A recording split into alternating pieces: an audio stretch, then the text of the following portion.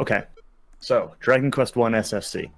If you haven't been following this tournament, or if you're otherwise unfamiliar with the run, it is done in JRTA timing, which means both players just started from console power on as the initial timing, and the timing will go until the end appears in the credit sequence. Right off the bat, you see the players naming their characters very specifically, the Japanese characters for Boppo, and that's a very important part of the speedrun. I'm going to talk about it for a minute while the players do their initial shopping and setup. So, in this game, this is not, to be clear, we're on the Randomania channel, but this is not a randomizer race. This is just a regular DQ1 SFC race. There is a randomizer for this available, but this is just a vanilla race. And that's important because the way stat growths work in this game is that they're based on your character name. So there are a few different combinations of stat growths that are possible. The ones that the players want are the characters to have strength and HP as their primary stat growths, but agility, HP, and I think there's a couple with MP. There are some other growths that are available. I don't know every possible outcome, but the requirement is you need to have at least 4 characters in your character's name. Boppo counts because the whole character has the little symbols on it. And that's, since you can write that in only 2 written characters, it ends up being the fastest to draw out, is basically the reasoning behind that. So the first thing the players did is they went into this starting town to buy a club and a dragon scale and a couple of torches and medical herbs, just some basic supplies to get them going. And sort of the first goal of the speedrun is they're going to be trying to get to level 2 for a little bit of hit points and a little bit more attack power. And then they're going to be going towards the town of Myra, or you may be familiar with it as Cole from the NES version. And that will be so they can get the Fairy Ocarina and a Strength Seed and some clothes. And along the way, they'll be getting some experience. So they're starting off just here in the mountains, trying to get a couple of encounters, like I said, to get to level 2 before they head to the east. Looks like SUMDeaner just hit level 2, and so did lavkian.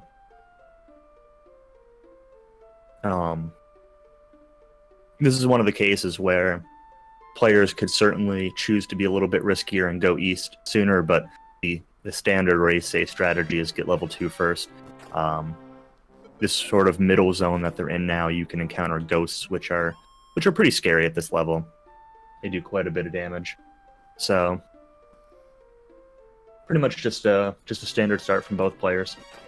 They're both on their way to Myra, fighting some encounters along the way, and depending on their resources that are available, they'll walk through the forest or mountains to get more encounters, to try to get as much XP as they can while they're here. On lavkian's screen, you can see he's sort of grinding out an encounter in this forest area. The encounter zone north of where he is has more dangerous encounters. So you want to be able to walk as far as possible before getting that encounter. And there's a couple different enemies that can show up in this area. There's scorpions and magidrakis and magicians. Lavkian got a magician, which is the lowest XP option of the 3. And the players can use torches to kill these monsters at a lower level than they otherwise would be able to, which gives them a nice little XP boost. You can see Lavkian hit level 3 off of that, which is sort of the goal. And Lavkian now enters the town of Myra. Diener has a ghost to fight. Diener is already level 3, actually. So even though he's a little bit behind on screen, he's a little bit ahead in experience. And that's sort of a common theme that you'll see throughout the run is that even if a player is behind on the map, they may not be behind on time based on experience. So it's kind of hard to say really where this is going at the moment.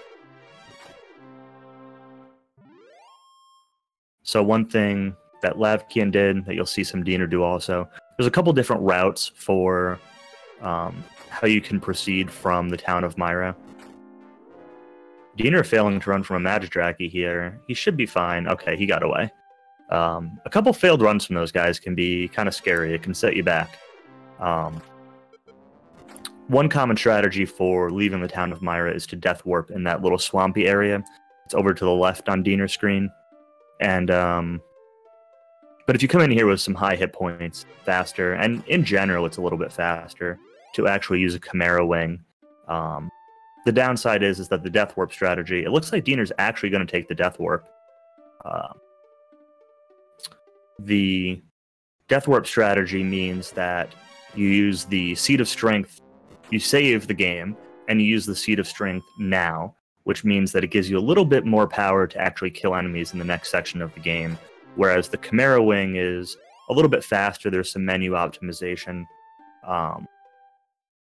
but you don't have that extra strength for getting through the mountain cave.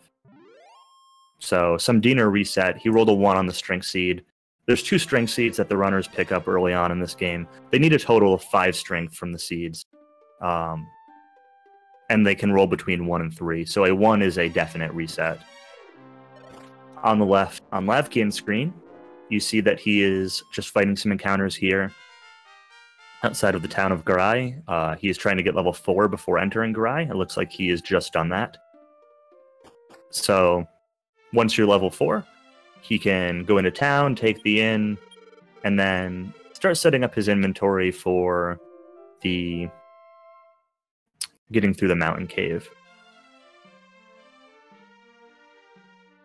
So if you watch lavkian's menu, the buying here is pretty specific. So he's going to want 4 torches. He actually probably still has 1 because he killed the magician earlier in 2 torches, so he probably only needs to buy 3.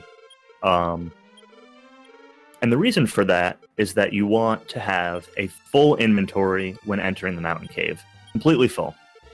So the runners will be going through the mountain cave in the dark, they won't be using any torches, and they'll be filling up their inventory before that. We'll get to the reason why in a minute if you're not familiar with it, but for now just know that that is extremely critical to the run. It looks like SUMDeaner finally rolled what he needed to on his seed, so he's moving onwards. Since he took the Death Warp in Dragon Quest games, when you die, you lose half of your gold. So Diener's a little bit low on gold, and he's doing alright on XP. He's got 4 MP to spend, so at level 4, he gets the Gira spell, or Fireball, or Hurt. So he can actually fight a couple of these more powerful enemies here before going to the town of Garai, which is where lavkian just was. That'll again put him a little bit ahead on XP. He'll hit level 5 a little bit faster. It'll make the next section of the run a little bit safer, but it does take a little bit more upfront time. And it also means that he'll catch up on gold so he can go into the mountain cave with full resources. Sometimes if you don't do this, you end up being short a couple of medical herbs, which can make things a little bit scarier. So SUMDeaner has spent all of his MP. He got a nice tasty scorpion. Scorpions give 16 XP, which is some of the best XP you can get in this area, especially considering they die in 1 Gira. Skeletons are worth a little bit more, but they're scary at this point. Meanwhile, lavkian is almost to the mountain cave. So, for anyone who might be familiar with the NES version of this game, or Dragon Warrior Randomizer, the light box is a little bit different in SFC. You can see that it's a circular shape around the sprite, and that allows you to actually see walls and ceilings that you're touching while running through this cave. So it gives you some visual benchmarks to be able to make it through the cave, despite not having a torch to light your way. And you can also tell by bonking off walls and the sound effects that makes. So there's a couple of good cues that the runners have to make it through this cave without the torch. Lavkian seems to have hit level 5, which is good, but he's now also used all of his MP, so he'll probably mostly just be running from enemies now as he makes his way down to the basement level of this mountain cave. Diener has finished his shopping in Garai and is now also heading down to the mountain cave. So once they get to the second level of the mountain cave, which Lavkian is almost to now, they're going to be picking up a couple of treasure chests. The first one just contains some gold, but the second chest contains an item. And interestingly enough, there are two possible items that it can be. There is a 15 out of 16 chance that it's simply a torch, but there is a 1 out of 16 chance that that item will be a death necklace. The death necklace is a cursed item. It doesn't really do you any good, but it can be sold for, I believe it's 1,200 gold. It's quite a bit. And it's going to be used to buy a steel sword pretty shortly. So it's critical that they get that for that extra attack power at this point in the run. So because the runners have a full inventory, when you try to pick up a chest, it asks you, do you want to take this item and throw away something that you have? And if it's a torch, you can simply say no, and you put the item back, and then you can open the chest again. And the game actually re-rolls what's in that chest. So the idea being that you just keep trying to open the chest, and every time it's a torch, you say no, you don't want the item. If it's the death necklace, you say, yes, I'll take it. And then you throw away one of the torches that you bought. But this is why having a full inventory for this section is so critical. And that's what Lavkian's doing now. He's opening this chest, he's getting lots of taimatsu, which is torch, and he's sitting there hoping for death necklace as soon as possible. There is no guarantee that you will ever get it. I've personally seen as low as 1 and as high as about 80, but I think Lavkian has seen over 100. I think Lavitz has seen over 100 attempts, so this can potentially take quite a while, despite being a 1 in 16 chance. Diener's about halfway through the first floor of this mountain cave, so he's catching up a little bit. Lavkian is getting some somewhat unfortunate luck. Diener, of course, has also hit level 5 and used up all of his MP. Alright, so Lavkian just got the death necklace, so now he's able to use a torch, see his way through. There's a couple more items that the runners want to pick up in this cave, though. There's a steel shield, or iron shield, or scale shield, I'm not sure the exact translation. And there's also an MP seed and a strength seed. And these are all going to be critical items. So the idea is run from enemies, use herbs to heal up as much as possible. Lavkian was ambushed by this droll, so had to use an herb in combat. And just sort of make your way through this floor. So Lavkian just got the shield, and he's equipped it. That adds a little bit of safety for getting through the rest of this floor, but there's a couple enemies here that can cast Gira, which the shield doesn't protect you against magic, so... Ooh, Lavkian just made a little bit of a mistake. He selected the wrong item from his inventory menu, and so was going to use an herb, and did not. So Lavkian died in the mountain cave before getting his seeds. So he's saving the game, and he's going to have to go back to the mountain cave and fish them out. He's using his strength seed while he's here. His first strength seed, but he needs to go back and get those other seeds. They are critical to progressing. SUMDeaner is at the death necklace chest, rolling his 1 in 16s. So it's definitely a bit of a time loss to take the death there. You have to walk back. You can fight things along the way. Lavkian will have a bunch of MP. He'll be able to get some more XP, which, again, could help a little bit going forward. But it is definitely a setback. He will be able to use torches to get through without any real problems. He'll probably have to go out of his way to pick up an extra gold chest on the first floor, because on the basement floor he did pick up 677 gold and lost half of that to the death. So his gold resources will be a little bit low, but there's a reasonable backup chest to get. Meanwhile, SUMDeaner has his necklace, he's got a shield. He's moving onwards towards the seeds that you get in this basement floor of this cave. And overall, things are still pretty close. You know, that death that Lavkian had was unfortunate, but this being a Dragon Quest game, nothing is ever guaranteed until the final boss is dead. There are plenty of cases in the run that luck can swing in one favor or another. There's the Golem Walk, there's the possibility of a Metal Slime, there's the Dragon Lord fight itself. There's this failure to run that Diener's having. I guess I should talk about run percent chances a little bit while we're at it. So, SUMDeaner had quite a few failures to run there. And the way running works in every Dragon Quest game is a little bit different. The way it works in DQ1 SFC is that the first time you try to run, you'll have a 50% chance of success. The second time, you'll have another 50% chance. The third time, you'll have a 75% chance. And then from fourth and onwards, you will have a 7/8 chance.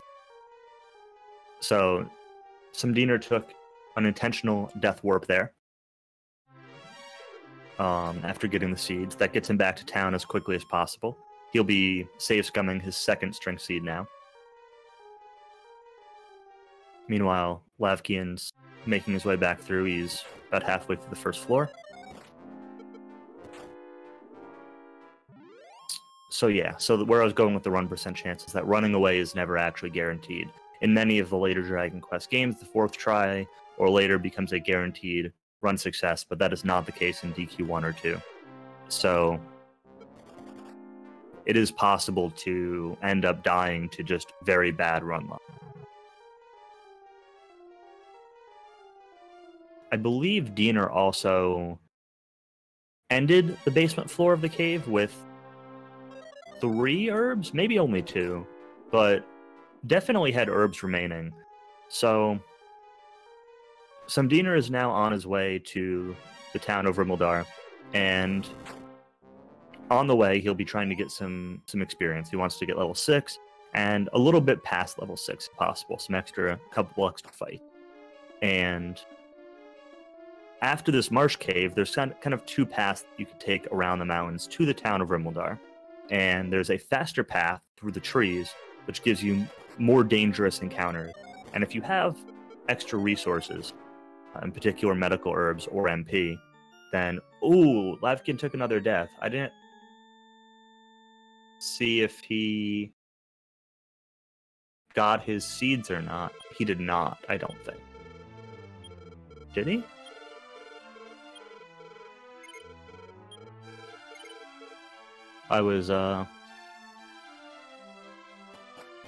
Doesn't look like he did, because he's not safe scumming that strength seed, so I guess he's taking a walk back there again. I was looking at Diener's screen as I was explaining the action.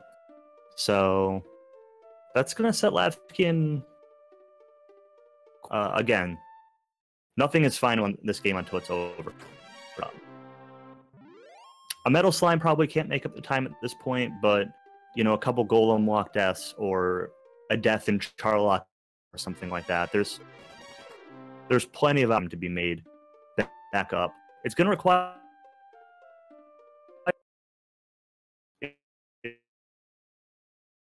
You can see here that stream's buffering a little bit.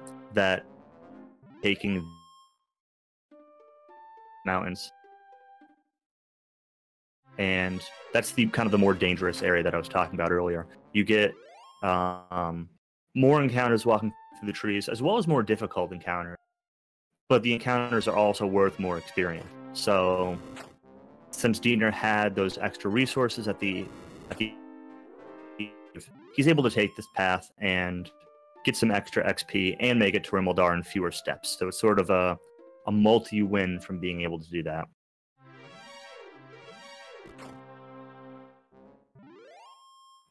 And that's sort of another point, is that because Lavkian died in the mountain cave and has now died there a couple times, I think he's burned through all of his medical herbs.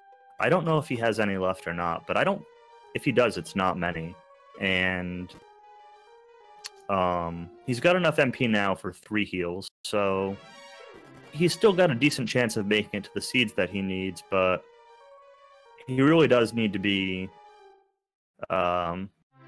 like a little bit lucky and a little bit just conservationist in making it through the last of these floors, because the enemies especially on the lower floor, can do quite a bit of damage. In the meantime, SUMDeaner has made it to the town of Rimuldar. There's a few key reasons for coming to this town. Number 1 is where he's going now, which is to buy some magic keys. You can hold up to 6 of them.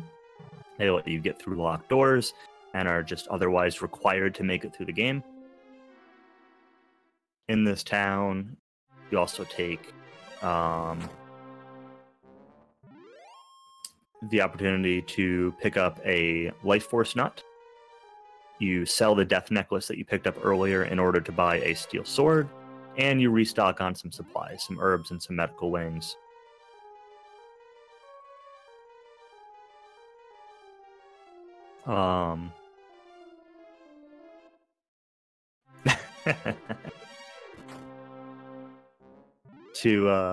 In order to continue your run.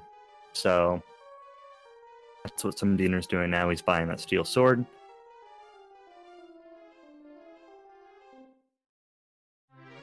Lavkian's gone through quite a bit of his MP on this first floor. Hopefully he's got enough to make it through, enough healing resources to make it through the basement floor. So that way he can move on from this mountain cave. I want to emphasize that a late game death really does mean like a 10-minute, up to 10-minute time loss. So nothing is set in stone, and despite taking this extra time, Lavkian is still earning some experience,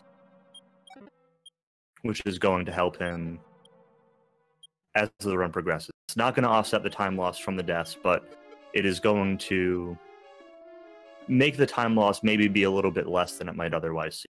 So he's gotten his seeds. He rolled a 5 on his MP seed, which is the maximum you can roll. The MP seed roll is 3 to 5. And now he will take his death warp. In the meantime, SUMDeaner is looting some chests in the treasury. He's going to restock on his magic keys. He's going to grab the Stones of Sunlight and a Life Force Nut.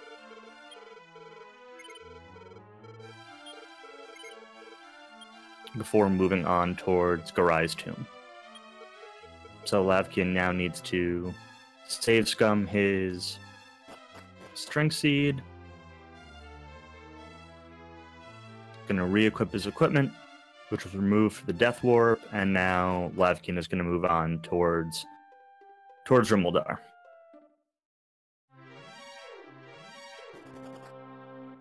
So SUMDeaner now picking up those Stones of Sunlight I mentioned. It's a required story progression item. It'll be needed to get the Rainbow Drop later on. Yes, so I said this earlier, but I will repeat it for anybody new who might be watching. This tournament is a double elimination tournament. This is the final round. SUMDeaner is in the winner's bracket, and Lavkian is in the loser's bracket. So if Lavkian does win, there will be another race after this, which Lavkian will also need to win. But if SUMDeaner wins, then the tournament is over with SUMDeaner as the winner. So that's the format that's happening, and we'll see how it goes. So far, it's looking to be in SUMDeaner's favor, but it is far from over with.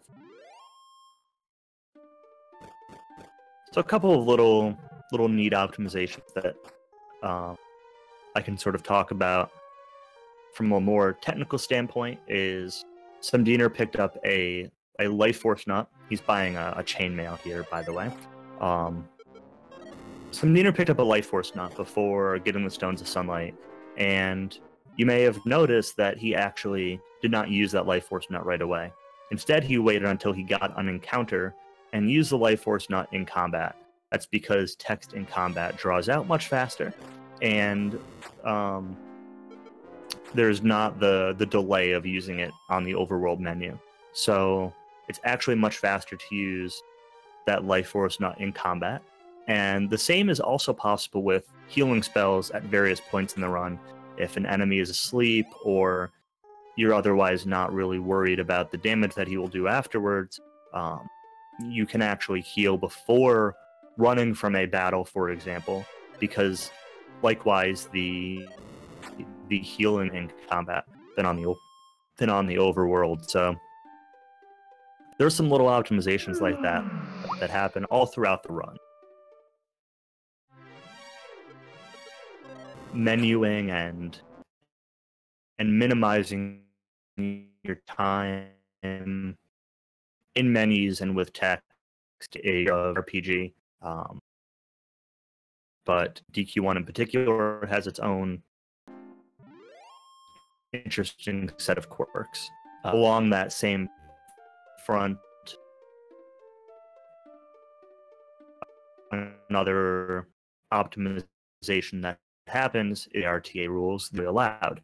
Kind of always been allowed and is commonly allowed in Japanese RPGs. So the Turbo controller provides some faster menuing, as well as some line. There's different message speeds you can use in the game. As a simple keying hits on should you see one later on, but we'll get there if that ever happens. So say through Garai's tomb, lavkian Rimuldar is now per.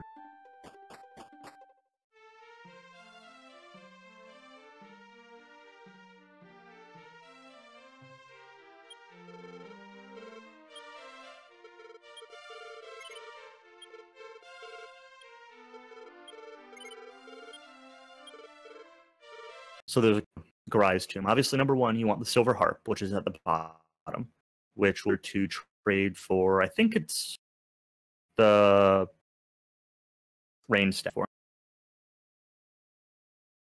Also, the runners want to get level 7. The Radiho or Sleeps help them fight some enemies. And on the lower floor, take a couple of encounters. After this tomb, the runners will be doing a very dangerous walk to fight the golem quite early. So, if you're familiar with the engine, monsters and XP have sort of been rebalanced in this version. And in particular, the bosses. The dragon in the Marsh Cave give quite so. The golem in this version gives 2,500 experience. So the runners want to do that as soon as possible. So, step after this tomb, and the runners want to be level 8 for that golem fight. So getting XP in this tomb and on the way to the golem is pretty critical for continuing on. And the quicker you can get those levels, the quicker you get the ability to cast sleep and fight higher XP monsters, and it sort of compounds from there. So sort of one of the main goals of getting to this tomb. There's the XP factor, and there's the getting the silver harp at the end of it. Lavkian is now looting the castle treasury, using the agility seed that he picked up.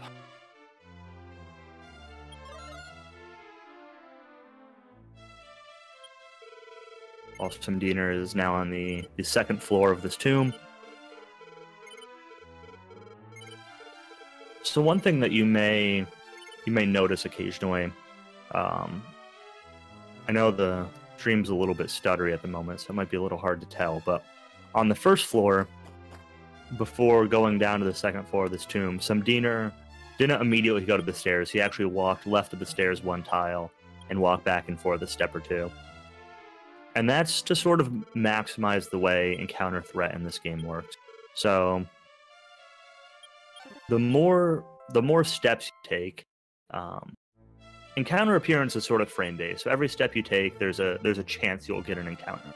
Some other Dragon Quest games use like a depletion method, but this one is purely it's an RNG roll when you take the step. But as you take more steps, there's a threat counter that increments, and the higher your threat is, the higher chance you get an encounter. So SUMDeaner knew he wanted to fight more enemies before going on to the lower levels, so he took advantage of the fact that he had taken a bunch of steps.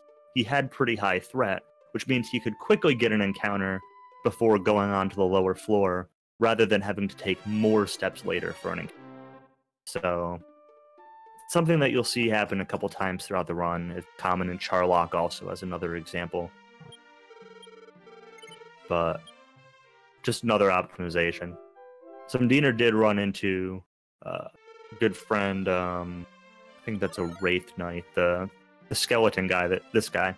And he's pretty scary. You can't really fight him unless you get a critical hit. So SUMDeaner did die to that one, which is fine. You do want a death warp out of this cave. I think SUMDeaner would have liked to have fought a few more enemies before that. We'll see how much XP he needs after the death warp. It looks like the stream's kind of locked up, so I'm probably not going to number. But again, SUMDeaner will want to be level 8 before go counter area and fighting that golem. There's he's able to fight things in the Damdora area or Hawkness area. They're vulnerable to XP though, but you kind of want to be as close as possible to level 8 because you don't want to burn a ton of resources there. Need them for the golem walk. So I didn't get to see how close SUMDeaner is. Again, he did die pretty quickly to those Wraith Knights. So a little bit lower XP than he might want to be. He fought a Droll Magi.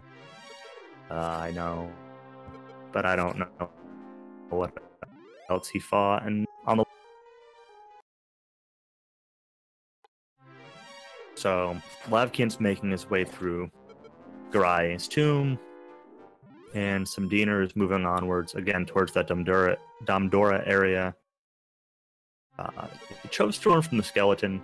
Skeletons do give 25 XP, so they're not. Yeah, he's fighting this one. Here we go. They're not always bad to fight. You can beat them in a couple turns, and he does need that level 8. So, some game, he has an idea of how much XP the enemies in the Damdora area are worth, and so there's some fine lower XP enemies to minimize the number of encounters you might need to take in the more.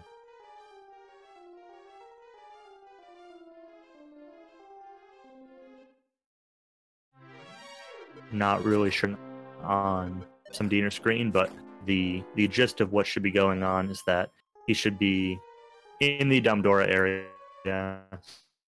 So here he is, yep, fighting this. Still not level 8, so he'll need to fight 1 or 2 more things. And this is pretty important, so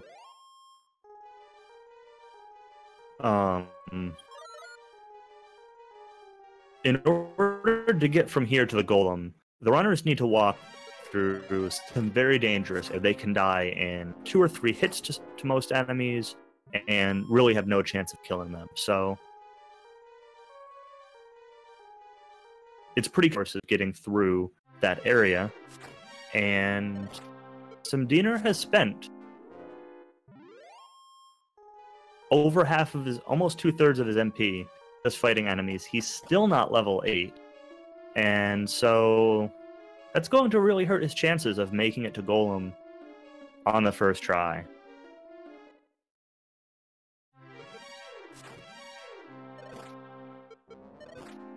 I'm not sure if he has any sort of backup strategy, or if he's just going to YOLO and try to make it through. We'll see what he chooses to do here. He's now hitting that level 8.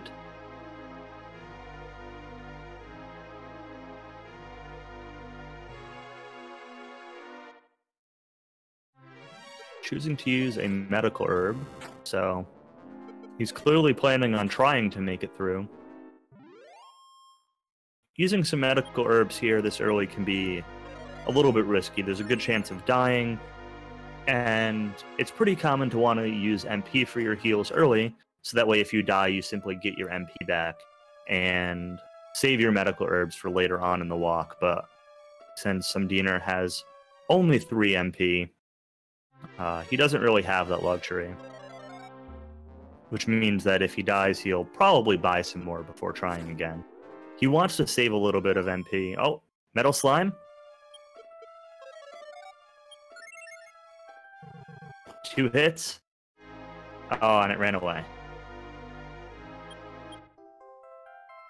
So SUMDeaner wants to save some MP because some of the enemies here are vulnerable to sleep, and he wants to have enough to get at least a cast of sleep if the situation arises. So, meanwhile, lavkian has his harp and he's grinding out a couple of encounters here. And so going back to what I was talking about earlier with those metal slimes, you see that both times, well, the first time you hit the metal slime, it's not a guarantee that you're going to hit it. But after that first time, based on the message speed, you can hold the A button, in most cases letting go for a very short time if you do hit. Oh boy. And guarantee that you will hit the metal slime. So SUMDeaner on the golem tile also got an encounter. Thankfully he was able to run away. He's now fighting the golem. So SUMDeaner has no healing resources. So let's talk about the golem fight itself. Golem pretty much always goes first. He'll do up to 55 damage. Or up to 54 damage. And will always be put to sleep by the fairy ocarina, and will always stay asleep for at least 1 turn. On the second turn, when he wakes up, or later, whenever he wakes up, he also won't take an action on it. So you can guarantee killing him by doing attack flute, because worst case, when you attack, he will stay asleep, and even if he wakes up on the next turn, he won't attack you, and you redo the flute. If you have more MP available, you can choose to heal, take a little bit more aggressive approach where you do multiple hits in between flute uses, but since SUMDeaner has no resources available, he will have to fight this the slow way. But he did make it to golem on the first try, so that is quite good considering the situation he was in with the death warp and the low XP values.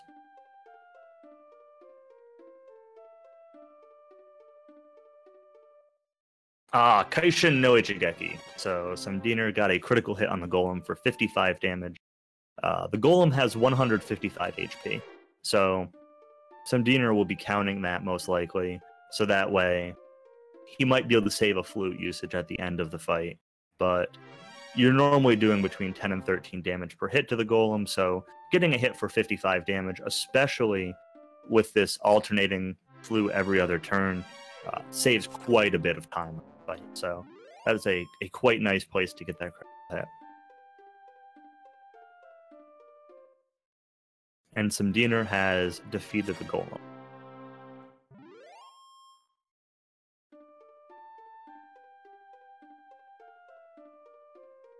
I will split for him after this level up text box completes. Again, it is worth 2,500 XP, so it is very significant.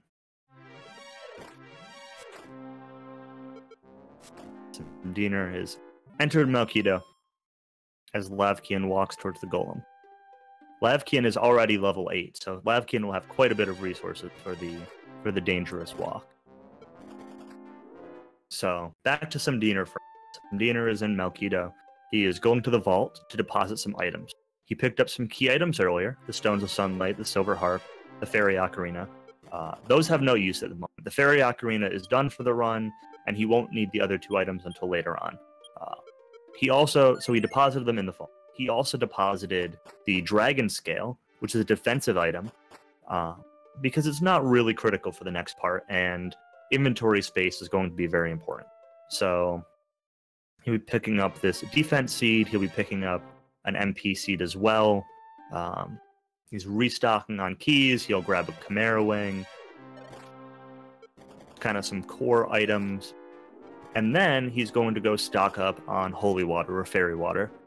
And the reason for that is that he'll then be going to the Marsh Cave to fight the dragon guarding the princess. And he'll be fighting that dragon many times. So, it seems Lavkian took an unfortunate death to a Chimera. It does happen. It's not that unusual. So, he'll simply have to try again.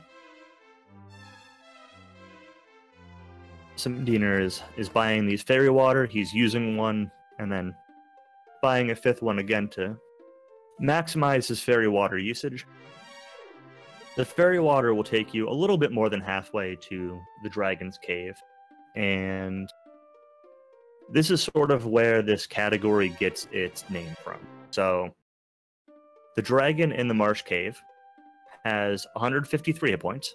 He does a physical attack or a breath attack. The breath attack does up to 20 damage. The physical does a bit less.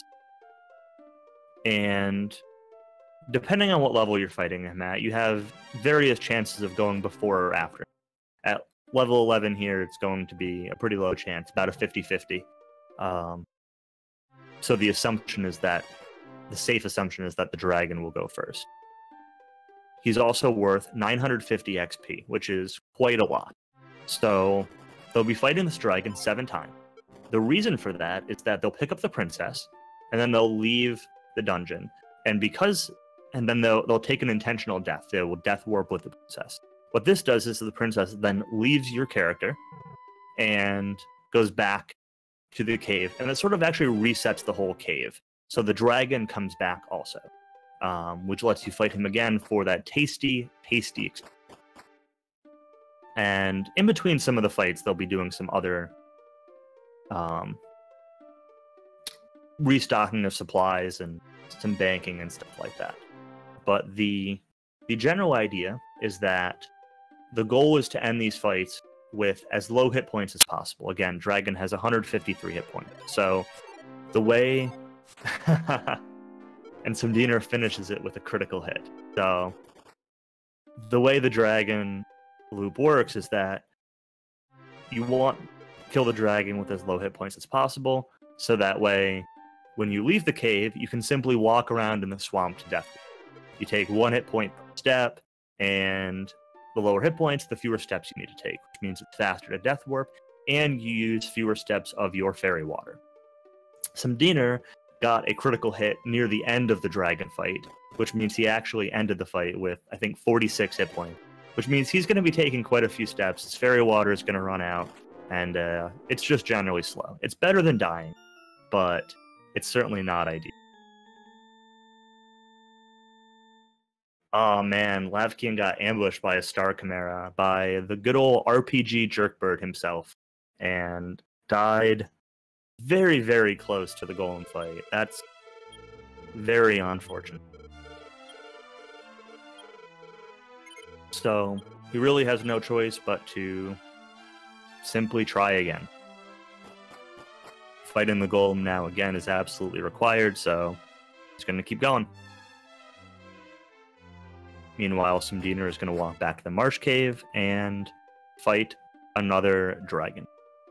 So the first dragon is done at level 11. You get to level 12. Level 12 gets you a little bit better chance of going first, but in a race scenario, the safe way of playing is typically that you still assume that the dragon will outspeed you. It does mean that usually you end fights at a little bit higher hit points than you otherwise would want to, but it's still better than dying. So after the third dragon, you'll get level 13, which gives you a better chance of going first.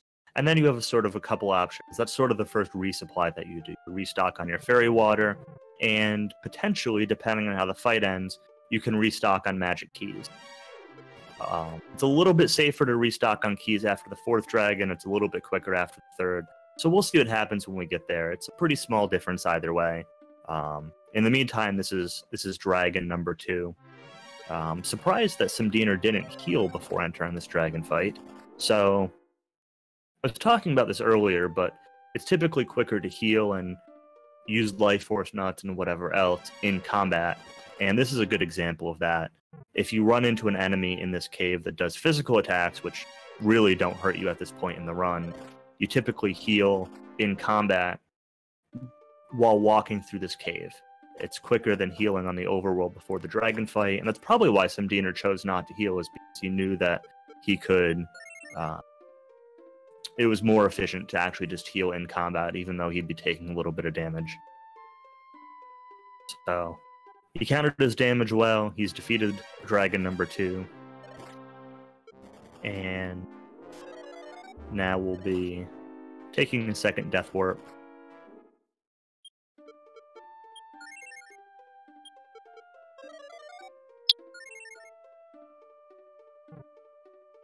Alright, lavkian was just fighting a good old magic chimera. Which put him to sleep, which is quite unfortunate. Thankfully, he was able to wake up and run away. Again, he's now in the dangerous encounter area.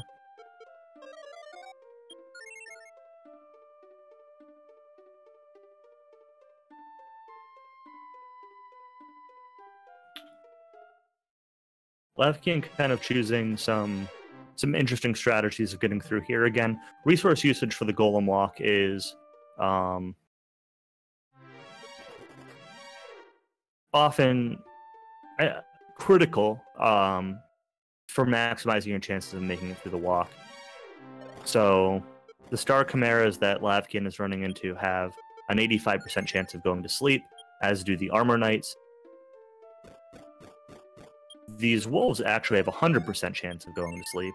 And lavkian's got a lot of MP, so he could be choosing to use MP to heal or to put monsters to sleep, but instead he's using herbs, which is an interesting choice. What it is going to do is it's going to give him better healing opportunities for the golem fight for playing this a little bit more aggressively.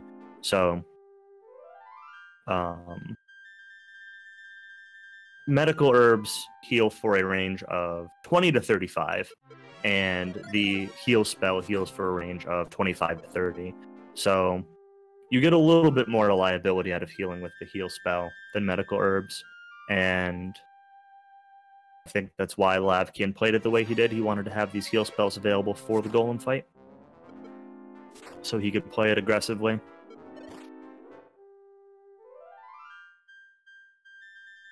In the meantime,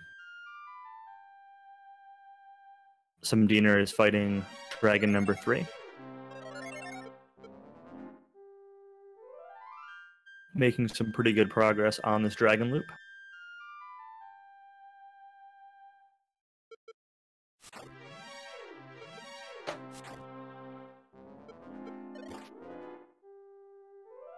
All right, very, very good dragon number 3 for SUMDeaner. He took a little bit of a chance. He knows that he's in the lead. He knows that he's got some time. And so it's about a 90% chance that you'll go first on that dragon, I think. And I wasn't counting, so it's possible that the last hit that he thought would kill just rolled low, and he missed a damage range. It's also possible that he intentionally took the chance to end up at this very low 4 hit points. So either way, very good dragon number 3 for SUMDeaner. That's what you want to see. You want to see those single-digit hit points as much as possible. It's far from a guarantee, but... Again, after dragon number 3, you run out of fairy water, so SUMDeaner is going into the town to buy some more fairy water, I think.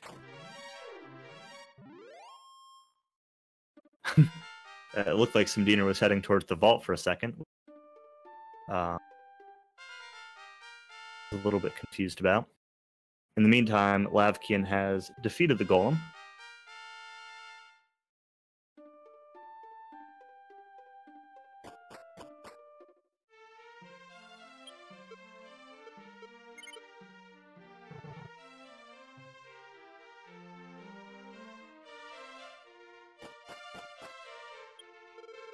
And because of how the golem walk went, Lavkian's really going to need some luck on his favor for the rest of the run. Even a death in Charlock will make things close, but does not really guarantee anything for him at this point. So he was playing that golem walk and that golem fight more aggressively to try to make up some time. I can't say for sure whether it ended up working out well for him or not. I wasn't paying that close attention to the details of the fight, but he made it through, which is all the most important part.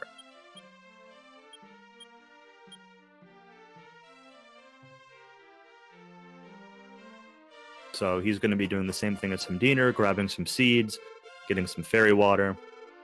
Interestingly enough, you can see that Lavkian grabbed that defense seed from a couple steps away. For some reason, the checkbox for that chest extends beyond the sprite. Kind of weird. And then Lavkian will soon begin his own dragon loop.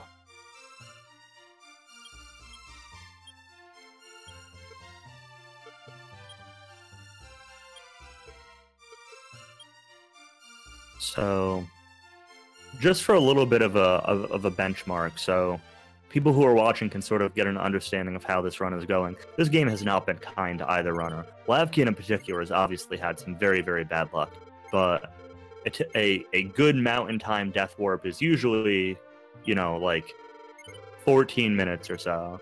So 13 minutes is quite doable. 14s are usually fine. 15s are like, okay, it's a race, whatever. SUMDeaner was 16 minutes, and that was the better time. You know, Garai's Tomb should be under half an hour. Golem should be in the, 33 to 35 minute range. So even the better time right now is he's still been getting some luck. The game hasn't been very kind. Dragon Loop, typically you want to be done with the loop somewhere around, somewhere under an hour, 57, 58 minutes is pretty reasonable. So the game's been pretty rude today. So even though the lead's pretty big, I wouldn't be surprised if the game throws a couple more curveballs at some of these runners.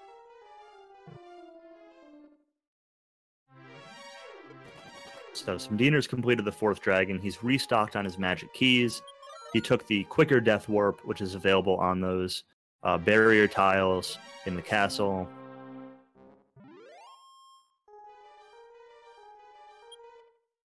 And he will now be going back for dragon number 5.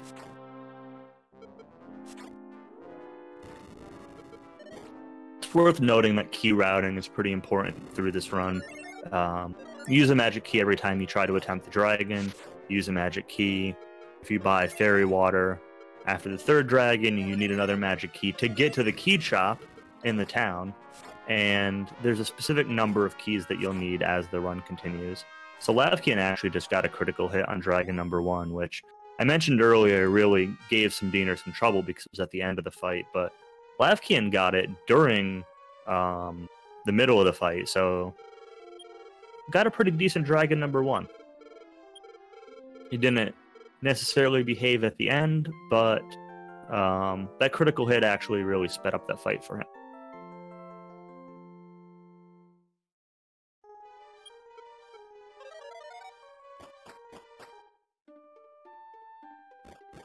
While SUMDeaner is about to start dragon number 5, SUMDeaner's now at, clearly, level 13.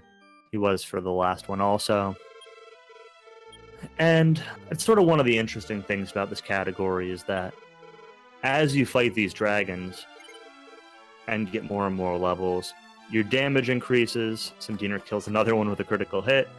Your damage increases. your hit points increase, your chance of outspeeding the dragon increases, and it overall sort of changes the dynamics of the fight. There's a couple different ways that people approach the fight. Some people count the number of hits, some people count exact damage that they're dealing. And either way, the numbers and the benchmarks sort of change a little bit. So knowing how to maximize your chances of ending the fight at low hit points and spending as little time as possible executing the menus required really does make a big difference. Getting the second half of this run consistent, which is, I don't want to say completely within your control, but probably more in control than the early game of this run, is really key to getting a good, consistent time in this game. So SUMDeaner is now going back to town. He's got some inventory space, he's used up some fairy waters, so he's going to swing by the vault. He's going to pick his dragon scale back up for some extra defense. He's going to pick up the Stones of Sunlight and the Silver Harp, which will be needed for quest items. He'll leave the Fairy Ocarina that has no more use, that's only needed for Golem. And in the meantime, Lavkian is starting Dragon number 2.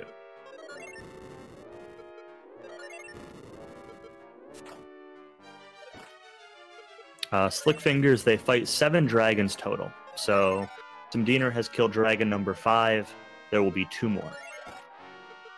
The final dragon does not actually require a death afterwards. So from dragon number 7, you'll get level 15 and get the Repel spell, which replaces the need for fairy water, and SUMDeaner will then be able to continue on with progressing through some sort of other required triggers and move on to the next phase of the run.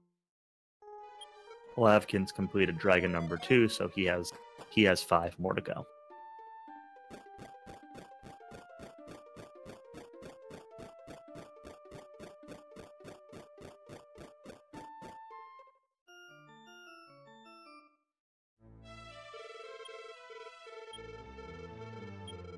Lavkian ending that dragon at a little bit more health than he probably wanted to, but still an unacceptable amount. Nothing really out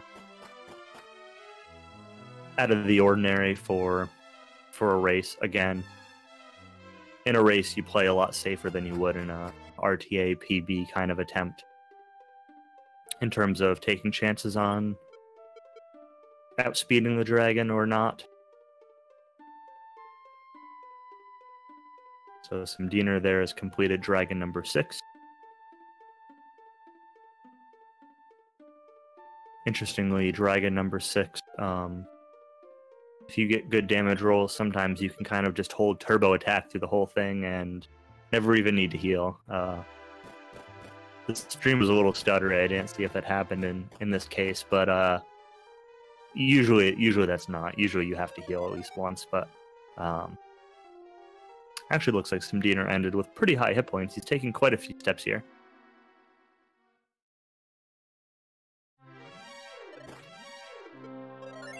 And you'll actually see that play a factor now while SUMDeaner is walking back to dragon number 7, in that he used his last fairy water, which means he's only going to be able to make it about halfway, and then he'll probably run into some random encounters on the second half of the walk, which will cost him a little bit of time. You may also notice when SUMDeaner died there, the king told him he needs 985 more experience, and dragon is worth 950. So SUMDeaner is going to need to make up a little bit of experience. You really want level 15 after that dragon, so that way you can get the Repel spell, and you need the stat gains that come from it for what comes next. So SUMDeaner is going to fight some things here to get that extra 35 XP that he needs. Usually you check it after dragon number 5, because you should need 1900. So SUMDeaner could have killed a couple things in the cave last time, and I didn't see if he didn't kill any, or if he just didn't realize his XP until that last dragon, but either way, it's not that big of a deal. He can fight some things here and catch up on it pretty easily. But it's sort of a remnant of the slow level 8 grind, is that he was also a little bit low on XP. A really small amount, but that one level really can make quite a large difference for what's coming next.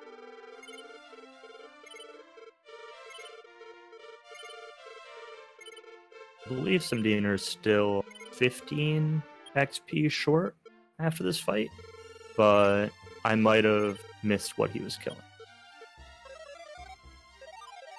Lavkian has completed Dragon number 3 and is restocking on his holy water.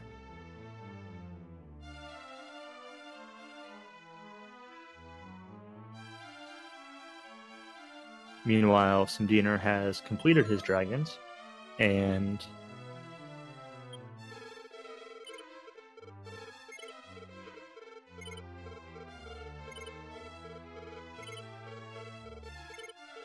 will now need to take his leave and head off towards the shrine to get the Staff of Rain to trade in the Silver Harp. He's still not level 15, so he's going to be fighting a couple of enemies on the way. Looks like this Magidraki was enough to get him level 15, so he'll now have access to the Repel spell. Looks like he's actually not using it yet. He's probably looking for a simple encounter. All right, now he's choosing to use it. You can choose to intentionally run into a weak encounter like a slime and use healing in combat to save a little bit of overworld time. But he might just decide to take the safety instead. We'll see. Lavkian's heading back to Dragon number 4 in the meantime. SUMDeaner is turning in the Silver Harp in order to get the Staff of Rain, which is, again, a required story item needed to get to the Dragon Lord's Castle later on. And then he'll be returning back to town. And it looks like he's just going to move onwards. So, on SUMDeaner's screen, he is now heading towards Dumdora, which he passed earlier, because Dumdora holds Roto's armor. Roto's armor gives quite good defense. It gives protection against breath attacks, and it also causes you to regenerate hit points every step you take on the overworld. It's a very, very good piece of equipment. It's going to help them grind the rest of the XP that they need. But it is guarded by our friend, the Axe. So the strategy is very complicated. You hold X. It takes usually 4 hits to kill the Axe Knight, and you've got a pretty good chance at outspeeding him. And if everything goes well, you just kill him. But the Axe Knight also has the ability of casting Radiho, or Sleep. And if he puts you to sleep and you wake up on the next turn, it's a wash. It doesn't really matter, typically, depending on, I guess, turn order. But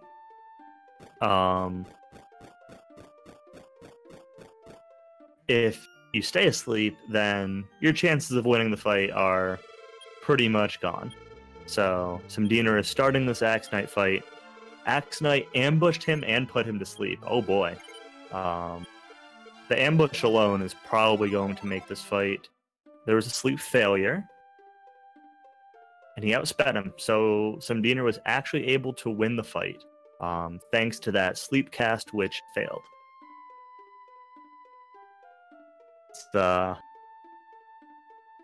It's always an adventure. Axe Knight in particular is kind of the bane of SUMDeaner's races a lot of time. Really, really not nice to him. So SUMDeaner will be taking another encounter here before he leaves, just to get some extra XP. We'll split for his armor time. And next up is the real grind. So Dragon Loop was obviously intended to grind XP, but there's a lot of subtlety towards sort of maximizing your time value while doing the dragon loop. Up next is just a simple grind. The runners need to get to level 17 before entering Charlock. This is so they have as much MP as possible to be casting healing spells during the final boss himself. SUMDeaner has run into another metal slime. Stuck around, and he ran away. It's 2 metal slimes SUMDeaner got 2 hits on. That's interesting luck, but the game likes to tease, as Dragon Quest is wont to do. So, SUMDeaner is running to the swamp to get the Rotos token, which is going to be the final required story item needed to get the rainbow drop shortly, and will then be grinding XP in that sort of area. He's going to grind out an extra fight here, hoping for a metal slime, but no such luck.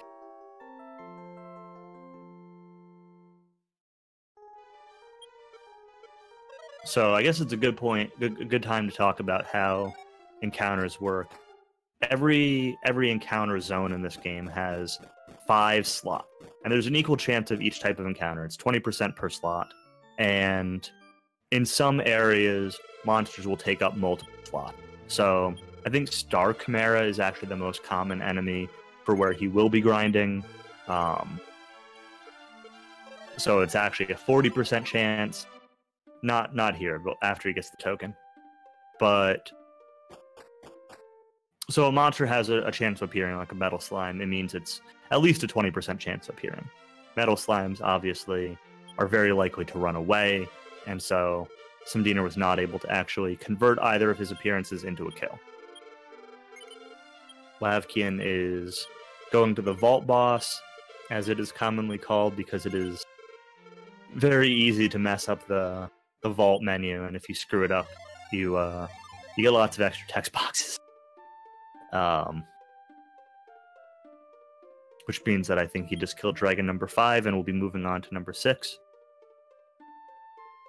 So, SUMDeaner has started the big grind. There are a few different types of enemies that can appear in this area. There's this dragon, who is worth 135 XP. There is a Star Chimera, which are the pinkish ones, which are worth...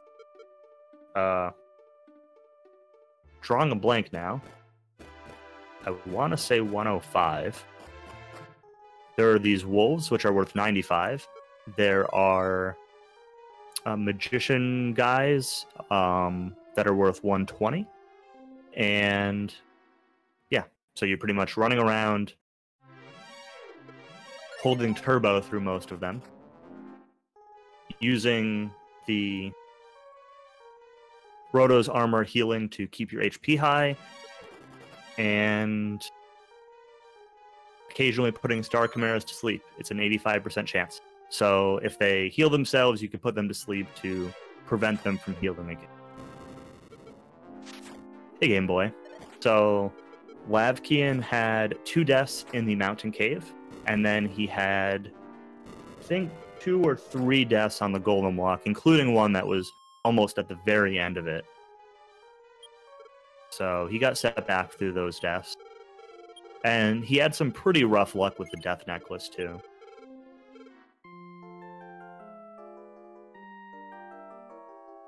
But in the meantime, he's killed another dragon, so he should only have 1 dragon left to go. One thing I guess I didn't talk about earlier, which you can see SUMDeaner was just doing now on his screen, is that it's called half-stepping. So if you're going vertically on the overworld map, or in a dungeon, and you are overlapping a corner by half a tile, the game will force you around that corner. And on that half step, while it's forcing you to the side, you can't get an encounter. And I think it also doesn't increment encounter threat.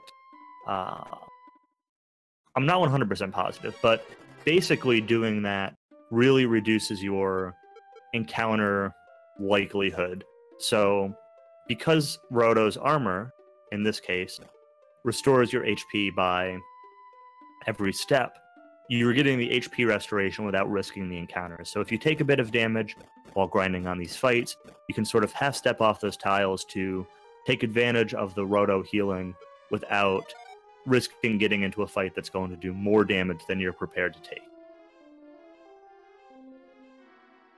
The goal of this grind is...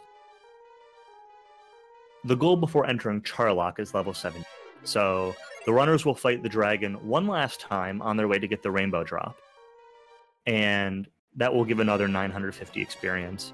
Level 17 happens at 17,000 experience. So the runners need to get to at least 16,050 XP in order to get level 17 off that dragon. Optionally, you can choose to get a little bit more than that. The more XP you get now, the less you'll be required to get in Charlock. Kind of a couple different ways of handling it based on how aggressive you want to be. Lavkian, I think, getting a critical hit and taking down that dragon quite nicely indeed.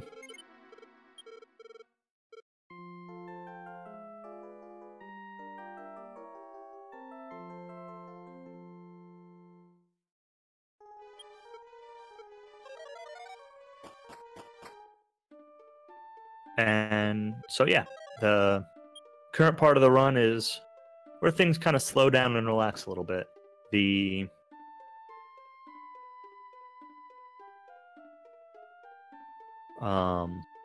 Lavkian's going to be getting his range staff, then going for Axe Knight, and SUMDeaner's just going to be kind of walking in circles, killing some monsters.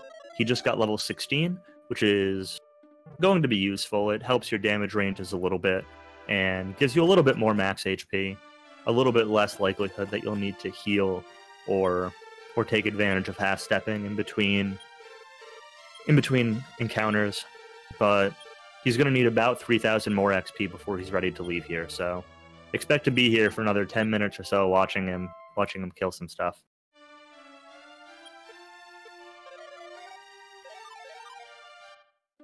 Pretty soon we'll see Lavkian fighting the Axe Knight and see where things go from there. But you can see that Lavkian made up a good 25 seconds or so on that dragon loop. He had a couple more beneficial critical hits and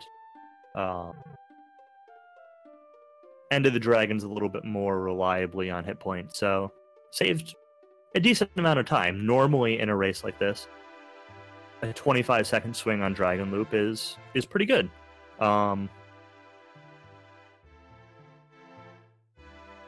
Unfortunately, he's a little bit behind, so that's not going to be enough by itself to help him catch up. But it puts him within striking distance if Dina runs into problems during Charlock. So that's really what Lavkin's hoping for right now, is that SUMDeaner will have problems in Charlock. It's really the only thing that can save him at this point, but there's definitely a good chance of that happening. Like, I don't want to say it's high, but I don't know, 10% chance that Charlock might decide to just kill SUMDeaner with nothing he can do, maybe a little bit more.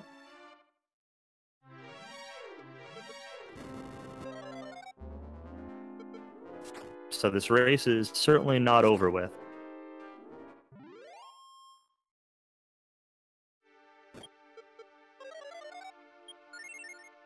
Lavkian choosing to aggressively sleep the Star Chimera. And will heal up before fighting his own Axe Knight. Hopefully he has some pretty good luck here. Swing. Failed sleep. That's a great start. Another failed sleep. That's also a great start. And Lavkian beats the Axe Knight with plenty of hit points. And that was a very good fight. I will do his split when he leaves the dumb door zone. You'll probably force one more encounter here, but I guess not.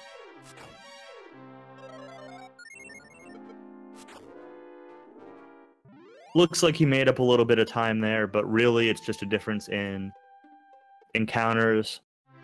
SUMDeaner fought a few more things before fighting the Axe Knight. during that split, so that time will probably equalize out for Charlock, but maybe not. We'll see what happens. So lavkian now is also going to be heading to the swamp to grab Roto's token, and then also begin his grind. And we'll see. Who knows? Maybe lavkian could get a Metal Slime to make up another couple minutes here. Metal Slimes are worth 775 XP in this game, so about 6.5 normal encounters that you'll be grinding on. So if either runner does manage to get a Metal Slime, that would have been quite a time save. lavkian giving it one more shot, only getting an Armor Knight instead. He'll probably move on after this encounter. He's going to try again. Not a bad plan. The encounters in this area do give pretty decent XP. They take about the same amount of time as the ones where SUMDeaner is fighting, and it's definitely less XP, but all it takes is a Metal Slime to sort of make it all worth it.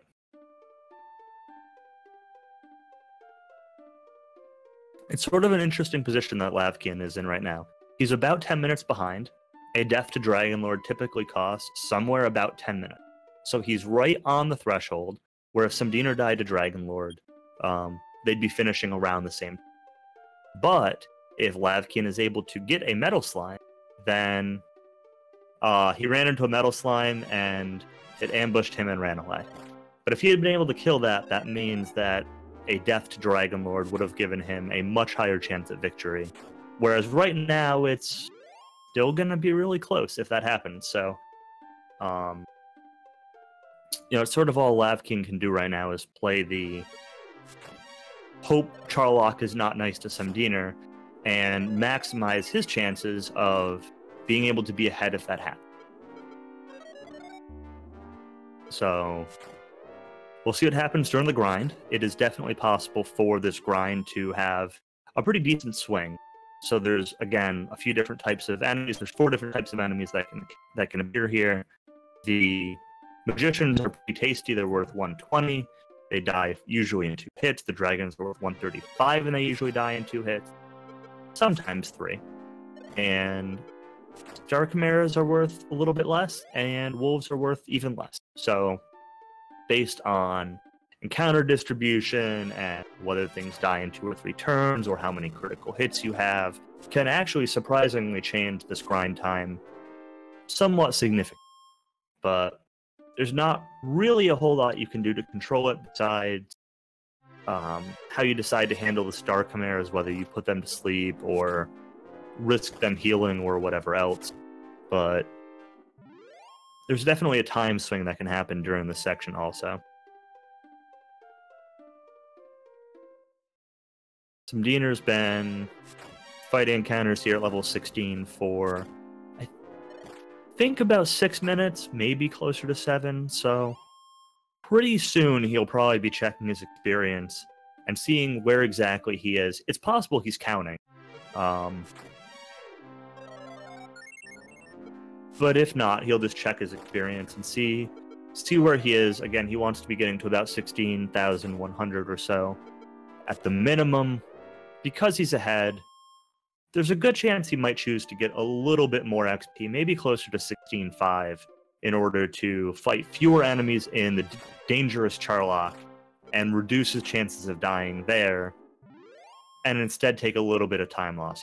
So as a little preview of what's to come, after this grind section, the runners will be death warping to reset the dragon.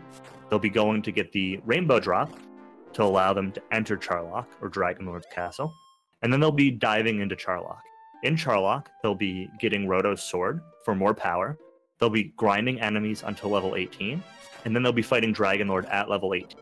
They want to have 96 MP for Dragon Lord, so they can cast 12 heal mores, and if they have 98 or more, they'll have the option of using Sleep Spell on Stone Man if he shows up. But on the lower levels of Charlock, there's a few really dangerous enemies. Stone Man, and in particular, Shinigami Knight.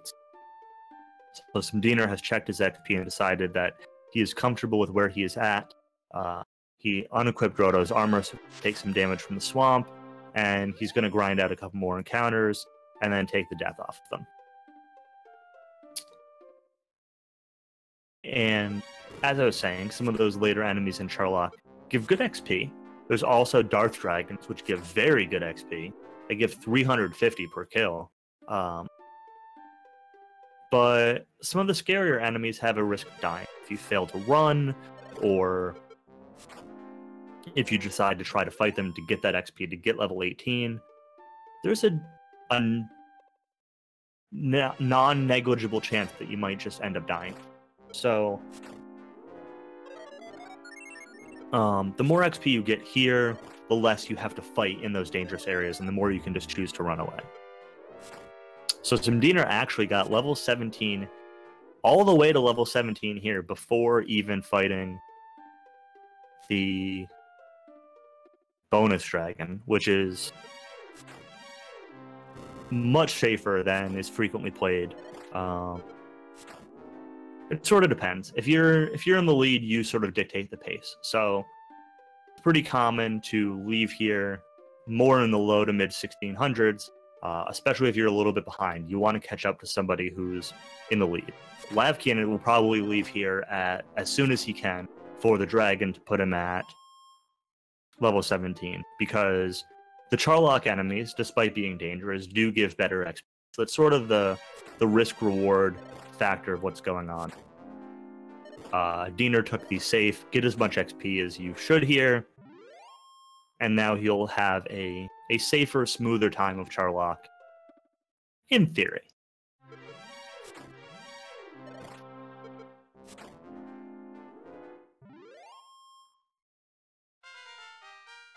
So SUMDeaner is heading back to fight that bonus dragon. He's re-equipping Roto's armor. Lavkian is now hit level 16, so he'll be starting the, I don't want to say the second phase of his grind, but he's got a ways to go, but here's where he can choose to take a sort of different approach. Dragon, of course, at this point is no threat. One thing that you may notice, or you may wonder, is that if Dragon is worth so much XP, 950, why don't they continue to grind on the Dragon? And that's really just because the XP per time factor of grinding near the token is more valuable than continuing to fight the Dragon. It takes an extra magic key to fight the Dragon, so you'd have to buy more keys in the event of fighting him more often, and the time to walk back is just a little bit slow. And death at higher levels, you usually end with more HP, and so the death warp time also increases. So it's better off to grind near the token if you need to.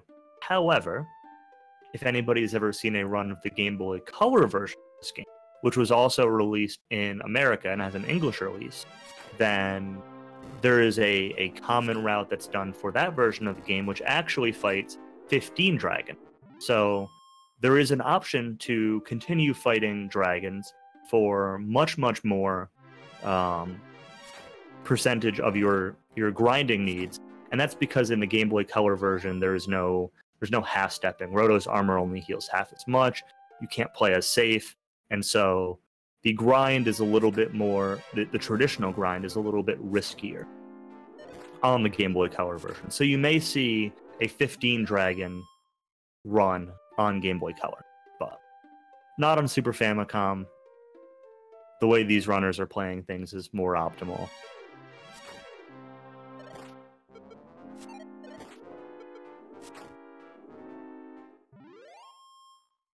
So SUMDeaner now is going to turn in his key items for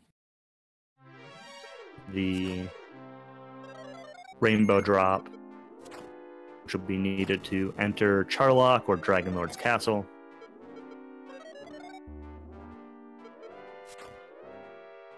Lavkian continues to simply grind away on whatever enemies are kind enough to show up for him. So SUMDeaner has one more stop to make before entering Charlock. He's going to go to Rimuldar once more. He will use a fresh repel before entering town to maximize the steps without encounters. He'll take the inn to restore all of his MP. He will stock up on herbs, so that way he has a full supply to heal during Charlock without using his MP. And he will also buy a torch to be able to see his way through Dragonlord's Castle. It's quite viable to go through Dragonlord's Castle without a torch, but usually you do a bit more bonking and it's a little bit slower.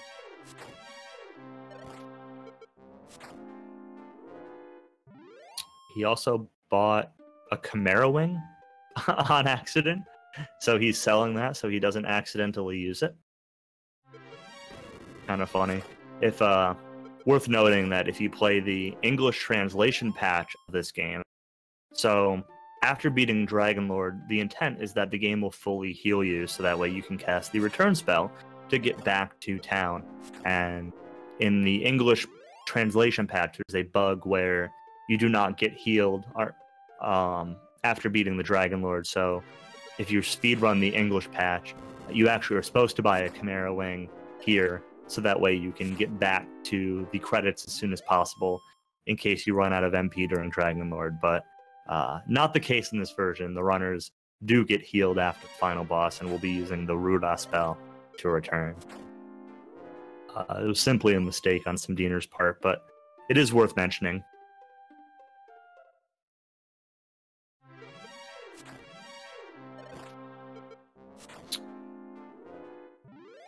So SUMDeaner is on his way over to Charlock. Again, the goal is to fight Dragonlord at level 18. That's the optimal HP strength level to be fighting him at. So he will be killing some enemies on the way. The world record and really higher tier RTA runs of this game actually fight Dragonlord at level 17. Quite a bit faster. You can see that it's taking minutes and minutes and minutes to grind to level 17 from 16. And you can cut all that out by fighting Dragonlord at level 17. However, it is a very low chance of success. You basically get critical hits. I don't know the exact percentage of being successful against Dragonlord at level 17. I think it's somewhere around 10%. You know, it's the better world record PB type strategy, but it is not a viable race strategy at all. So these runners will be fighting Dragonlord at level 18. Interestingly, SUMDeaner chose to fight an Axe Knight on the first floor here. Axe Knights die in 3 hits, usually with a Steel Sword. They'll usually die in 2 with Roto's Sword. And again, just like the one they fought in Dumdora, the Axe Knights can put you to sleep. So it's very reasonable to die to an Axe Knight in Charlock also if you fight them. So typically, they're avoided until you get Roto's Sword, but SUMDeaner was at full health. He had just entered Charlock, so it wasn't like he had made it pretty far through there or anything. He chose to take the fight.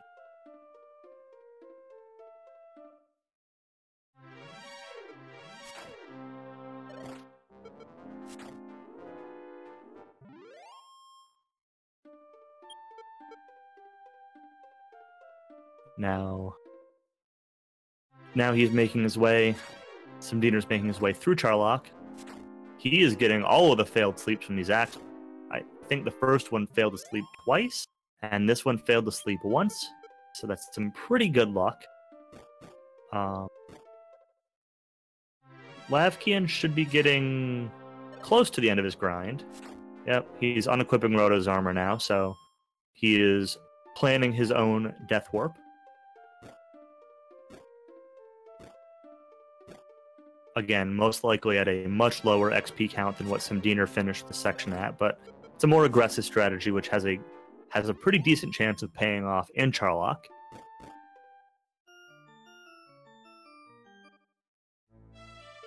In particular, Charlock has a few enemies which are very tasty. There's the Kiss Dragons, starting on the floor that SUMDeaner is now on, which have a breath attack which does not much damage because of Roto's armor, or a physical attack which actually really hurts, but they give some pretty good XP. And I don't remember the exact number, 185 maybe? 200? I'm drawing a blank for some reason.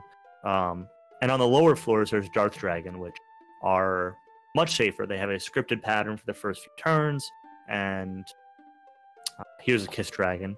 We'll see how much XP it gives. 180. That was close. And the Darth Dragons give 350. They're really tasty. They are the fastest way to really grind, but only a 1 in 5% chance of getting, or only a 1 in 5 chance of getting them. And the alternative monsters in those lower floors are much scarier.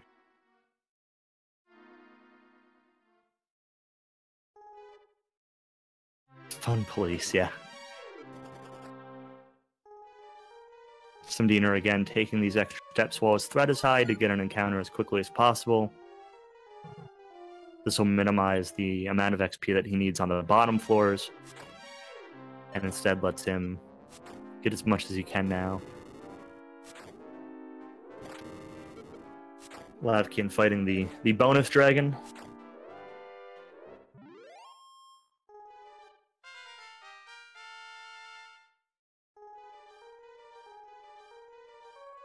SUMDeaner is now almost to getting Roto's sword. It'll be in the chest that is coming up here pretty much immediately. And Roto's sword has a much higher attack power. It'll let him cleave through enemies here much more quickly. Frequently, 1 less hit per kill. Fewer damage ranges that are harmful or scary. And will definitely be needed to be fighting the Dragon Lord. So you may notice that SUMDeaner chose not to equip Roto's sword. The stream stuttered for a bit, but at least on my side, he actually equips the Roto sword in combat because it's faster than opening up the equipment menu. It's easier to just choose it from your item menu during combat and swing away.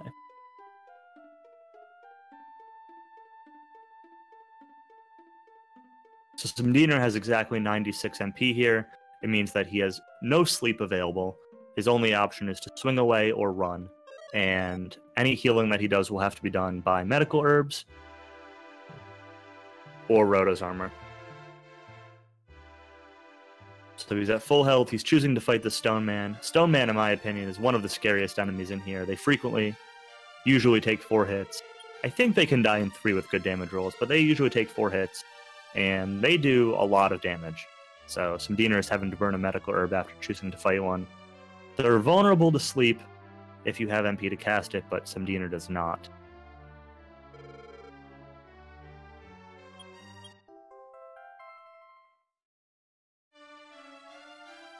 So SUMDeaner's going to get one more fight here. Probably check his XP afterwards. Usually you want to dive. If you're over about 20,300 is usually the safe cutoff, but he knows that he got 17 earlier than he needs to. He doesn't need to check his XP. He's just going to go. He's going to fight our friend the Shinigami Knight. Shinigami Knight have the ability to heal. They do quite a bit of damage, and are overall one of the scariest monsters in the game. First thing he ran into, he tried killing one, which you can do usually pretty safely at full health. Shinigami decided to heal, so SUMDeaner said, I'm out of here, I'm just going to... And then is rewarded with this Dasu Dragon. Mr. Darth Dragon here. It's worth 350 XP. SUMDeaner missed, which is quite unfortunate. But they're on a scripted cycle. They will breathe fire, and then they will cast Stop Spell, neither of which are threatening. And then, if they are still not dead after 3 hits, they will do a physical attack, which actually hurts quite a bit. And that's unfortunately what happened to SUMDeaner because of the miss. He was still able to kill it. Fine, still worth a ton of XP. SUMDeaner has got to be almost level 18 very soon. Takes a few steps to regen some health and resets his threat by going on into the next floor.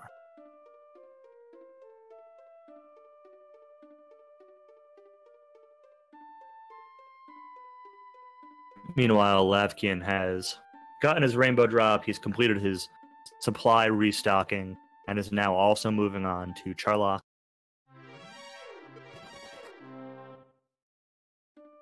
Again, seemingly possibly making up some decent time on the split. Probably a little bit lower on XP than SUMDeaner was at this point, but again, the tastier XP is available in Charlock, so SUMDeaner gets another Darth Dragon. This will probably, almost definitely get him to level 18.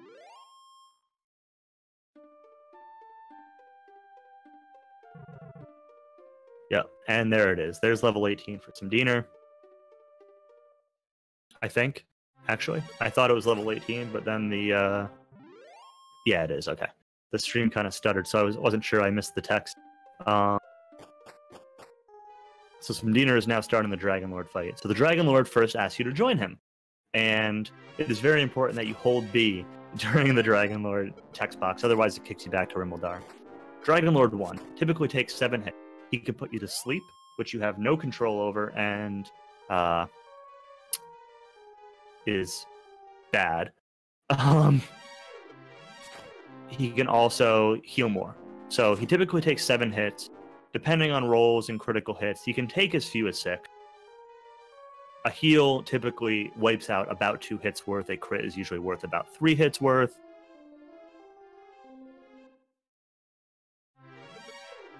Diener's getting a little bit trolled here.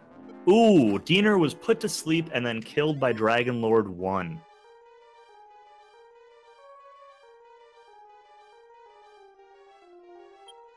And now, it's anybody's game. SUMDeaner is already level 18, so he'll be able to go back to Charlock and fight nothing. He just needs to go back, run away, and get back to Dragon Lord. Lavkian still needs to fight enemies for level 18. Lavkian still needs to get Roto's sword. But Lavkian's already there. And it takes some time to run back. This is now a race. I'd probably still give a little bit of an edge to SUMDeaner, even though it looks like Lavkian made up quite a bit of time during those splits. I didn't see his XP, but my impression based on the times is that Lavkian was pushing things a little bit more aggressively. So I expect him to need to grind a little bit more in Charlock than SUMDeaner did, and I think the edge is still going to be in Diener's favor, but it really is anybody's race at this point. It really depends on the encounters and what happens on the way back. SUMDeaner is going to need to stop at Rimbledar, again to restore his MP, to again get another torch and resupply his herbs. If he had chosen to take the more aggressive Dragon Loop, he would also need to buy keys at this point, but I'm pretty sure he took the safe Dragon Loop. He should still have one more key, and that shouldn't be an issue, but...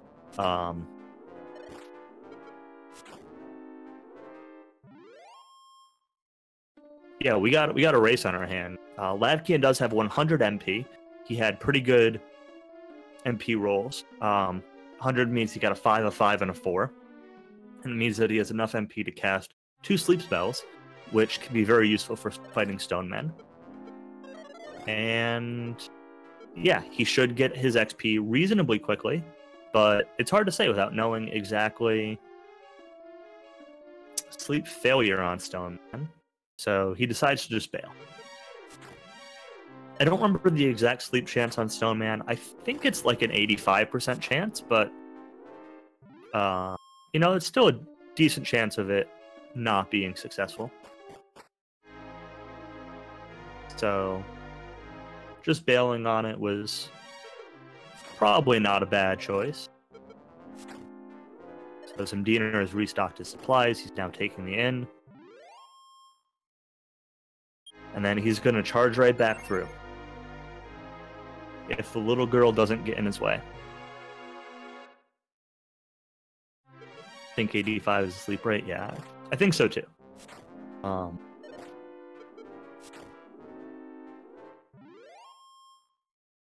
Lavkian getting some pretty good encounters here. These Kiss Dragon are definitely some of the more valuable enemies you can be fighting on these floors. They, again, if they do physical attacks, can require you to burn some resources to heal from them, but from a pure time to XP standpoint, Kiss Dragons are quite nice. Lavkian was ambushed by a stone man, but was able to run away from him.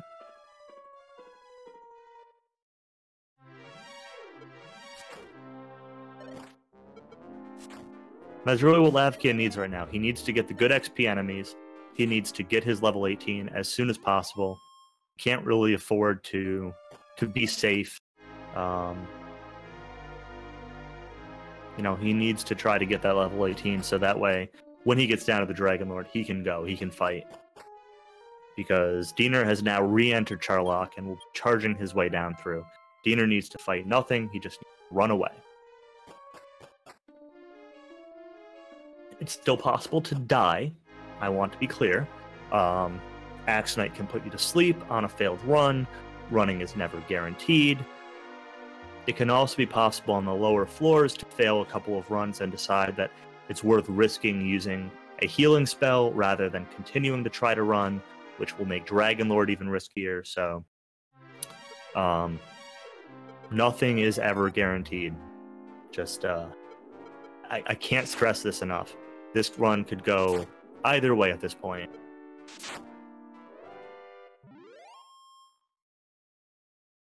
Lavkian puts a stone man to sleep, has Roto's sword. Takes him out nicely. I don't know what XP Lavkian is at, and I missed it briefly popping up on his screen just now. I don't know if anyone else saw it, but 21,000 is the level 18 cutoff, so it's sort of what he's looking for. He may choose to dive early, hoping to get some Darth Dragon, or he may choose to fight some more encounters up on this this floor here, where they're a little bit safer, but worth a little bit less also.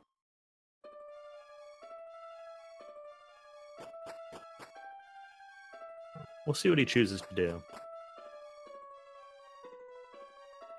Diener is hard charging through. Lavkian is diving. He's going. Oh no, never mind. He was just encounter resetting to get some extra HP back from Roto's armor. He's still playing it safe.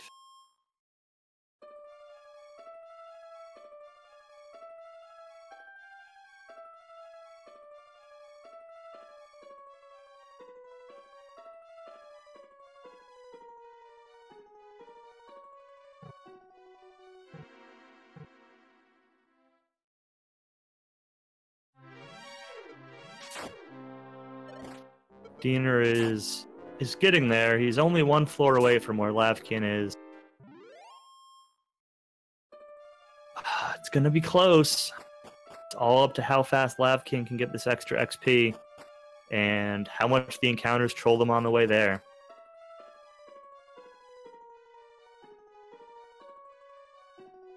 Lavkian having to burn some steps on encounter canceling some HP back, and now he's going. He's diving, so he's confident he can get level 18, especially with the help of a couple of Darth Dragons.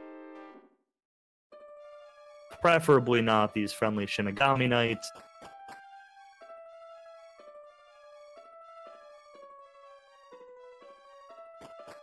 Man, this is so close. This has become a super tense race, and this is what I was talking about earlier, where Lavkian was playing aggressively and making back little time gains whenever he could, which put him in a situation to be this competitive. If he had had any sort of snafu during the Dragon Loop or Axe Knight or whatever else, then Diener would still be wildly in the lead here. But because Lavkian really played well after getting behind the way he did,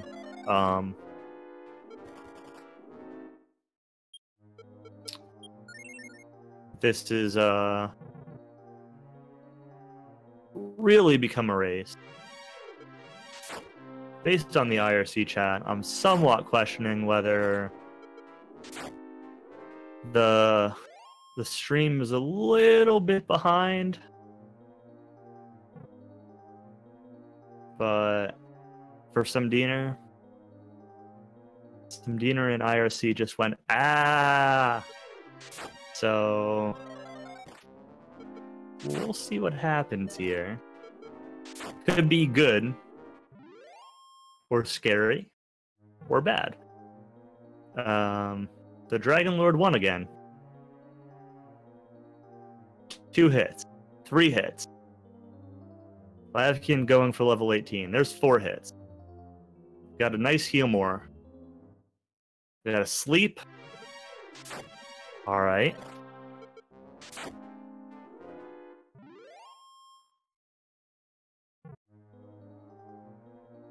SUMDeaner going nicely through Dragon Lord 1 here. Kind of being a little trolly with some of these heals, but it does happen.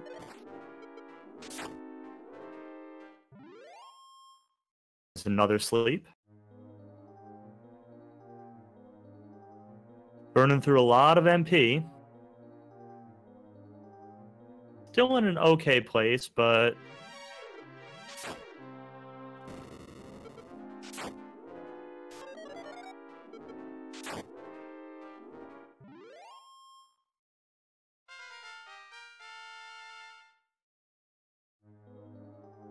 SUMDeaner's now going to be fighting Dragon Lord 2. So Dragon Lord 2. He's on a... Oh! SUMDeaner got back attacked by Dragon Lord 2. Okay. So, bosses in this game can back attack, including Dragon Lord 2. And Dragon Lord 2 is on a 4-turn cycle. His first turn is a Violent Blaze. His second turn is a physical hit. His third turn is a Weak Breath attack. And his fourth turn is a 50-50 between a Weak Breath and a strong physical attack. So if you get back attacked, he does turn 1, and then does turn 1 again. You do have a chance of outspeeding Dragon Lord 2, but it's pretty low. So SUMDeaner got back attacked by Dragon Lord 2, and then outsped, and had absolutely no chance of recovery. In the meantime, Dragon Lord 1 is being pretty trolly with lavkian, burning a lot of MP, but he's still alive, he's still going through the fight, so we'll see what happens. It does happen sometimes that the first one to die is the one to win. If the game decides to be trolly to both players, so lavkian has finished Dragon Lord 1. He's at pretty decent health going into Dragon Lord 2, but he's still going to need to heal right off the bat. And yeah, I mean, he's going to really be hoping for one of two things. Either one, a critical hit, or more than one critical hit, or alternatively, some luck on turn order. So typically, you want Dragon Lord 2 to go before you on a turn when you're healing, because then you get more benefit out of that heal. The heal lines are such that you can survive 2 hits. You can survive Dragon Lord 2 going before you, basically. So you typically want him to attack and then to get the most benefit you can out of your heal spell. Lavkian's getting some decent turn order, but still burning through his MP at a really rapid rate. Turn 1. Or that was, I guess, turn 3.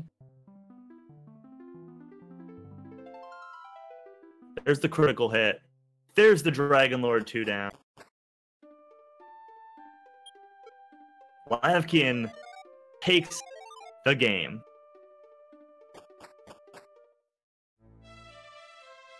Race 1 is going to be going to lavkian. Yes, I said race 1 because, as I said earlier, lavkian is coming from the loser's bracket, which means that because this is a double elimination, lavkian needs to win a second race. So it's not over yet, folks. SUMDeaner's probably going to give this one more go at the Dragon Lord, I assume. And then I'm sure there will be a short couple minutes for the runners to sort of settle themselves, get set up again, and then we'll be going again for race number 2. You mind if I jump in here for a hot second? Absolutely. Oh my goodness. What a run, man. I was so tilted after that second mountain cave death. Oh my goodness. And then I don't know if you noticed, when I was walking to the golem, I was almost there. I was having a really good golem walk. Back attack, and I got Narcomer in the swamp. Yeah, like, and I'm just looking at it, I'm like, okay, I either run away or I die, and I'm just like, oh man. Yeah, you. I could tell you were a little bit tilted too. You were playing some sort of interesting strategies on your golem walk after that point. You were just almost like an F it kind of attitude, like just go. And you played well though. Like you really made up a little bit of time on all the splits from there on, and that's what put you in striking range of this being a close race in the event that SUMDeaner died to Dragonlord. Yeah, once I took out the golem, I was watching SUMDeaner up through that point, and then once I took out the golem, I was like, you know what? I'm just gonna turn everything off. I'm not gonna listen to anything. I'm just gonna focus on making this run the best run I can make it. And wow, yeah, that just happens. Yeah, you made back some time in Dragon Loop. You made back time on the armor. You made back time on the grind. SUMDeaner grinded all the way to 17. Yeah, I heard his level up. I started watching him again once I did the grind. Okay. So lavkian has finished with an SRL time of 1:51:37, which by any measure is not a fantastic time. But again, this game was being extremely mean to both runners. I can't stress this enough. Yeah, that was nuts. I knew it would take potentially 2 Dragonlord deaths once I got to the golem at that point that I did, and I saw the time difference. I was like, well, I mean, I might as well play it out, but wow, alrighty, well. Yeah, that happened. So SUMDeaner is on his way back to Dragonlord number 2, and I'm sure if he doesn't beat this, he will just forfeit, and then the runners will set up for the next race. I forgot to split for lavkian's time, so let's just let's do that. What did I say? 1:51:37? Yeah, 1:51:37. There we go. You can ignore the fact that the Dragonlord 2 split is after the end. Oops.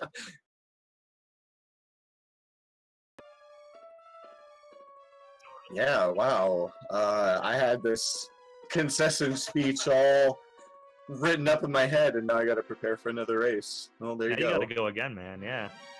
The SUMDeaner ran into 2 medals also. He had 2 hits on 2 medals. I had 2 hits on 1 medal before the golem, and then I tried to force another medal, and then yeah. I saw that one. I saw the one where he ambushed you and immediately ran away. Yeah, I was trying to force that one, and honestly, I was kind of blown away. I didn't think my level 16 grind was that good, but on my personal splits because I have a split for level 16, I hit my split exactly despite forcing that metal slime. So I don't know what exactly went well there. I guess the jerk birds weren't particularly jerky. I thought I was going to lose another minute to forcing that slime, but it looks like I didn't. Yeah. Well, the encounters there still give pretty good XP. Those armor knights give 80, I think, each. So you fought a few of those, which it's less than you'd be getting otherwise, but not that much less. I mean, you maybe lost 1 encounter worth of time. Yeah, and I got quite a few Kage too, which are worth 90. They're worth the most in that area. Yeah. So, yeah, like I said, you played well. You had a good recovery run. You put yourself. That dragon loop was bonkers. I don't know. I crit the first dragon. I saw that. I crit the first dragon. I put myself in a situation where I had to take a risk on dragon 3, and then I crit the 6th dragon, and I was like, alrighty then. And I messed up because I never used my wing for the what that you would normally use when you're kind of going on the golem walk. And so I put it in the vault, and then I was like, oh, I need to buy another one, and I'm not sure if I have enough money. So I went back and grabbed it. I think that was actually, if you kind of take out that little indecision there, kind of tilt-based indecision, that probably was the best dragon loop I've ever had. Nice. That's very good. Yeah, I mean, Diener was a little bit ahead, so kind of unfortunately I was focusing a little bit more on his stream at the time. I saw some of your stuff. I saw the crit on Dragon 1. I saw the crit on Dragon 6, I think, but I don't know that I really was paying attention to the end of the dragon fights very much. The crit on Dragon 1 is like the big thing, because that's the longest fight. Yeah, I got it early, and yeah. And also the Dragons 4 and 5 went really well. And yeah. I was getting real kind of nervous because I knew I had a good Dragon loop, and Dragon 6 can kind of... I got trolled by Dragon 6. Diener and I actually did kind of a race for fun last night. I happened to catch her right before I was going to work. I had just enough time for a race. And for Dragon 6 and 7, because the Dragon's got 153 HP, and you're doing, I think it's like 22 to 28 damage. Yeah. And so if you're averaging, if you get like 3 or 4 hits of 26 or better, then you can kill him in 6 hits. Yep. And last night I got 2 26s, and then I got 2 22s, and then a 28. Or no, I got 2 26s and a 28. And then I got 2 22s in a row for exactly 150 damage, but I wasn't paying attention to the exact amount of damage, and then I ended up dying to Dragon 6 because he took 7 attacks. I thought he was only going to take 6. So I was like, don't let that happen again, please. But fortunately, it didn't. Yeah. And then yeah, I ended up. I don't think I crit the last dragon. I think I just got him in 6 hits. I might have crit the last one. I don't know. That dragon loop was nuts. Yeah, you saved like a good 25 seconds over Diener on that dragon loop split. It was pretty significant. That's a really big swing for that split. And it is, and especially how good like both of us had. I'm pretty sure both of us had Dragon Lord 2. Oh, congratulations, sweet. But yeah, I'm pretty sure both of us had sub 21-minute loops, which that's a solid time. Yeah, for sure. The splits that you're going to see on, if you look at the stream, are going to look a little bit longer because I split differently than most people who run this game. I do the Dragon Loop split on casting Riromita, so you've talked to the princess and stuff like that. So I split a little bit later than a lot of people do. Yeah, I talked to Pop, and I'm pretty sure he splits from Golem Death to 7th Dragon Death. Yeah, I split on Melchido Inn, and then I split on outside after beating Dragon 7. So. Oh, okay. Yeah, that's probably right about the same. Because where I split, I'm kind of taking into account all the leveling up from the golem, but you're taking into account talking to the princess, so it probably works out pretty even. Yep. So it looks like the on-stream time for Diener is actually a little bit behind. Must have been some of that stuttering, kind of desynced his stream a little bit. Hopefully we can get a refresh by the restreamer before the next race starts. Diener has finished with an official SRL time of 1:57.54 to the end. So about 6 minutes behind, a little more than 6 minutes behind lavkian. It looks like the runners want to take about a 5-minute break to sort of decompress, set back up for the next run, get ready. I will probably step away from also to grab a drink. Throat's a little bit dry after talking for the last 2 hours. And then there's going to be another race. The exact same game, exact same run. Hopefully the game's a little bit nicer. Hopefully we see 2 times under 140 at least. But no one knows. This game, as we've seen, can be very mean. It can be prone to whatever it wants to throw at you, kill you at any time. So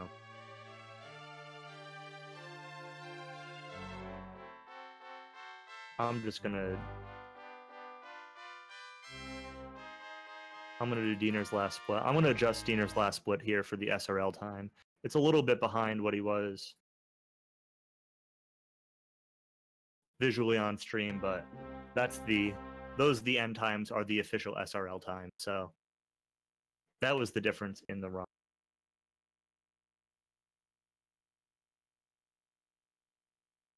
The end.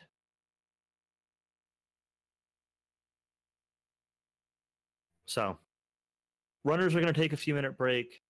Restreamer is going to make sure that the streams are synced up. We'll reset the tracker and get that ready to go. And yeah, stay tuned because in just a couple minutes we're gonna have this again. Lavkian was one last time. Lavkian was from the losers bracket, so he needs to win 2 races against SUMDeaner to win this tournament. This race here guaranteed to be the last race, the finals of this tournament. 2 very excellent players. So yeah, stay tuned because it'll be starting soon. So we'll be back in just a few minutes for the next one.